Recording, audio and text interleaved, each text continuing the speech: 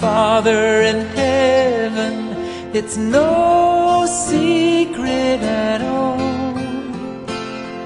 When you think of your children, how far they are from home. Two tender tears fall from your eyes, and your cries shake the world. Cannot bear to see you this way. Shalom Vrachá, voltamos novamente com o programa Minha Vida Bem. Mais uma vez estamos aqui, estamos com a Parashá Vaigash, a 11ª porção da Parashá e também a antepenúltima Parashá do livro de Bereshit está terminando.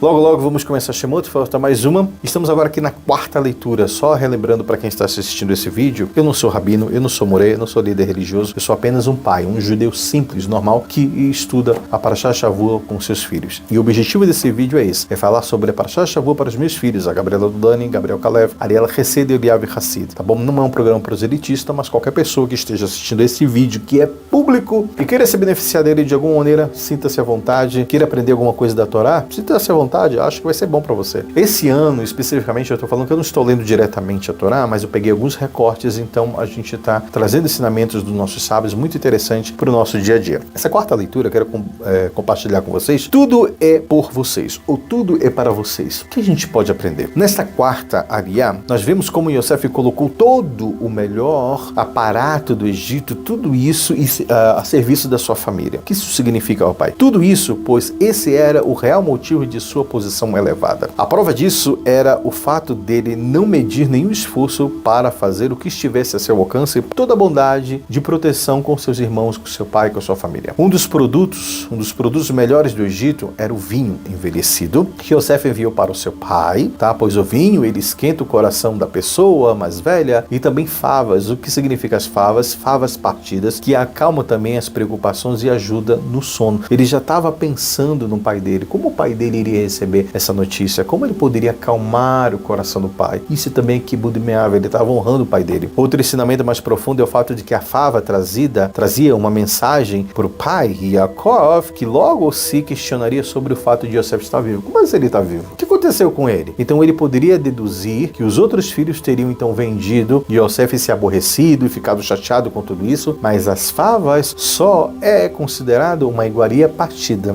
Então ele estava mandando uma mensagem subliminar ao pai dele, que pela providência divina todos eles só iriam prosperar se tudo isso ocorresse. Ou seja, pai, fica tranquilo. Novamente aqui Yosef orienta os irmãos a não terem brigas. Antes de falar sobre isso, deixa eu falar uma outra coisa sobre o fato de Yosef dar tudo do melhor e do bom para a sua família. E Yosef disse, olha, vão rápido, voltem logo, peguem meu pai. Por que ele fez tudo isso? Colocou todo esse aparato a serviço dos parentes dele. Por quê? Porque esse era o objetivo dele. Yosef não estava ali como vice-rei, né? Para estar bem de situação, numa boa e só usufruindo de tudo aquilo que o Egito poderia dar. Não. Ele sabia, ele tinha consciência que tudo aquilo que ele estava, todo aquele glamour, todo aquele poder, aquilo tinha por finalidade servir. E a gente aprende aqui como deve ser o comportamento de alguém que sobe uma liderança. Você é líder não para que você seja servido, mas para você liderar, para você servir os outros. Esse é o verdadeiro líder e foi isso que Yosef fez. Então ele colocou tudo a serviço da família dele, porque foi para isso que ele foi colocado ali, tá? Novamente aqui a gente vê Yosef orientando os irmãos a não terem brigas, desavenças ou troca de acusações,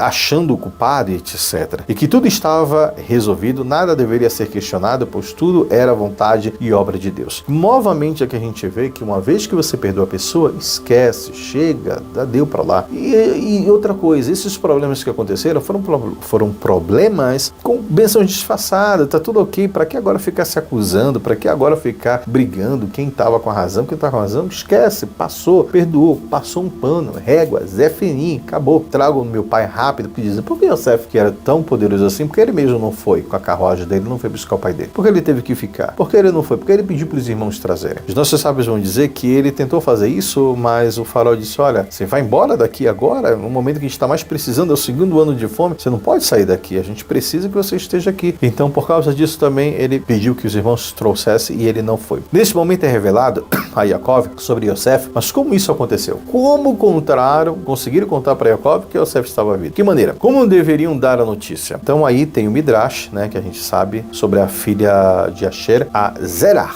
filha de Ashebat Asher, uma jovem inteligentíssima, sábia e muito hábil no violino. Então disse que os irmãos, né, pediram que ela tocasse uma música, e lá no fundo o Yaakov, que estava lá triste, depressivo, ele começou a ouvir ela cantando, né? Yosef está vivo, ele é príncipe no Egito. Outros Midrashim diz que ela começou a contar, e ele tem o filho Benash Efraim, e ela começou a cantar, Yosef está vivo, ele é príncipe do Egito. Yosef Chai, Hu Melech HaMitzrayim. Começou a cantar ali, e a Yaakov disse, que música é essa? Quem que está cantando isso? Estão tirando comigo? Como assim? Yosef está vivo? Ele é rei no Egito? Uma música depois de tantos anos, e ele começou a cantar, e aquilo foi quebrando todo aquele sentimento de amargura que ele estava tendo, e através da música, através dessa inspiração, foi alegrando o coração dele, e aí ele então, né, começou a assimilar aquilo, começou a entrar na mente dele e começou a se alegrar. Quem dera que isso fosse verdade. Se fosse verdade, eu estaria feliz, vivo novamente. Ele começou então a ficar feliz. Deus fala com Yaakov no sonho e apareceu em uma visão na noite para tranquilizá-lo, pois quem está triste, a inspiração divina lhe abandona, como no caso do profeta Elisha, no caso Eliseu, né, que estava mal-humorado por causa do rei Yoram, eu acho que é isso, e só depois que começou então a tocar músicas, que trouxeram pessoas para tocar música para ele, alegrou o seu coração, o espírito de profecia retornou para ele. O que isso tem a ver? A gente sabe também, no caso de Moshe Rabbeinu, que quando Moshe Rabbeinu se aborreceu, quando ele bateu na pedra, toda vez que a gente aborrece, o espírito de Hashem, Akadosh Baruch Hu, sai da gente. É por isso que eu sempre falo, já falei isso em outros vídeos, mas quero falar novamente. É por isso que às vezes no Brasil e outros lugares, quando alguém, Deus o livre, comete algum crime, machuca alguém, mata alguém, Hasbe Shalom, a pessoa fala, eu não sei onde eu estava com a cabeça, não sei por que eu fiz isso, porque o espírito de sabedoria sai da pessoa. E quando você está triste também, que é algo muito difícil, você perde esse espírito de profecia. Assim habita onde existe alegria. Esse tempo todo, a Kadosh Baruch Hu não falou com Yaakov, não revelou para ele que seu filho estava vivo porque ele estava triste. Diferente de Yitzhak, que sabia que o neto dele, no caso Yosef, estava vivo, mas mesmo assim ele não revelou isso a Yaakov, que ele disse, bom, se o próprio Kadosh Baruch Hu privou o meu filho Yaakov de saber isso, eu, Yitzhak, quem sou eu para revelar para ele? E a gente sabe que logo como ele chorou, rasgou suas vestes, ficou ali, não tinha profecia, ele não conseguia saber se o filho estava vivo ou mesmo. Uma coisa que ele sabe, ele tinha ciência dessa sabedoria, de que se eu estou sofrendo e esse sofrimento não terminou, é porque ele ainda está vivo. Que uma vez que a pessoa está morta, o sofrimento acaba. Uau, muito interessante, né? E aqui novamente a gente pode aprender a cantar, a ouvir músicas, a buscar. Eu sei que é difícil. O papai passou por muitos momentos na vida que eu fiquei triste, depressivo. É normal. Não estou dando uma de vitimista aqui, mas eu estou dizendo que isso acontece. Mas uma das táticas, uma das técnicas que tem para que você volte é ouvir música, ouça música, busque alegria, busque servir a Hashem com alegria. Então só assim você vai poder servir a Hashem da maneira correta. Tristeza, depressão, Hashem não está no meio disso daí. A gente fica longe do Ruach HaKodesh, do espírito de revelação de Hashem, né, do consolo, de alegria, etc. Uma outra coisa muito interessante que a gente pode aprender, a punição dos mentirosos. Nessa quarta aliá, vemos também que Yaakov não acreditou, nem deu muita atenção quando seus filhos chegaram e começaram a contar sobre o relato de que Yosef estava vivo e que ele era o vice-rei do Egito. Os nossos sábios dizem que esta é a punição de quem fala mentiras. Mesmo que digam a verdade, depois não será acreditada. As pessoas não acreditarão nela. Yaakov só acreditou depois que viu os carros de Faraó. Para finalizar, isso me lembra muito bem um desenho que eu via quando eu era criança, que a minha mãe colocava para mim, não sei se era da Disney, não me lembro muito bem, mas a minha mãe contava para mim, me lembra benzinho, de bendita memória, que a alma dela seja elevada, da dona Valdete, que a Hashem tenha misericórdia e sua alma seja elevada, que ela não sofra nessa caminhada nos mundos espirituais. Inclusive, quero dedicar para você, minha mãezinha, esse vídeo para você, no seu mérito. Eu estou aqui em Israel, seu mérito, seus netos estão aqui, você tem um mérito muito grande por isso. Dedico esse vídeo à minha mãe também. O que acontece? Ela contava para mim que existia um menino que toda vez ele gritava, olha o lobo, olha o lobo, olha o lobo. E aí vieram os caçadores para querer defender, matar o lobo, e aí essa criança ria que só,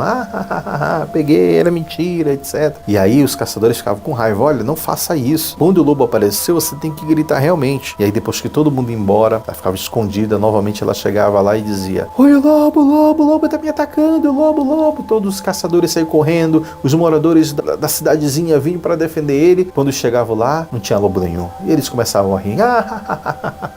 Ele ria que só porque tinha pego as pessoas. A terceira vez, ele novamente gritou: lobo, é verdade, lobo. As pessoas saíram correndo para querer matar o lobo, para defender ele. Quando chegaram lá, novamente, ele estava rindo da cara de todo mundo. Eu me lembro, tinha 3 anos, 5 anos, 1983, 85, 86. Ela cansou de cantar essa história para mim. E na quarta vez, o lobo realmente apareceu. Essa criança começou a gritar: o lobo. E as pessoas ouviram, até tentaram correr. E o que aconteceu? Falaram: ele tá mentindo, deixa ele para lá. E o lobo foi atrás e essa criança sofreu.